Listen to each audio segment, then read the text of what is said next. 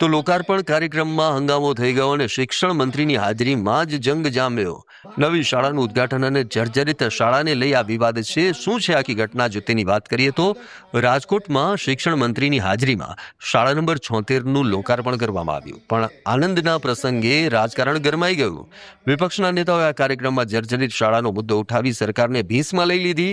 ખાસ કરીને શાળા નંબર 99 કે જે હાલ ભાડાના મકાનમાં ચાલે છે તેના નવીનીકરણની ઉગ્ર માંગ કરી. વિપક્ષના સવાલોનો ધારાસભ્ય ઉદય કાનગડે વળતો જવાબ આપતા કહ્યું, નગર પ્રાથમિક શિક્ષણ સમિતિ તબક્કાવાર શાળાનું કામ કરી જ રહી છે. આગામી દિવસોમાં શાળા નંબર 99નું પણ નવું બિલ્ડિંગ તૈયાર કરવામાં આવશે.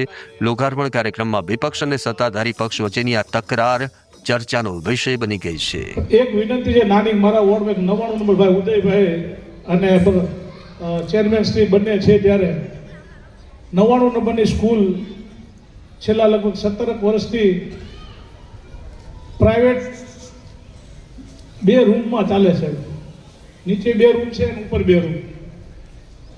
આપને અહીંયા ઉપસ્થિત છો ત્યારે વિનંતી કરું કે અમને શ્રી સરકારને કહી અને જમીન આપવાની એવી સ્કૂલ બનાવી વિનંતી સાથે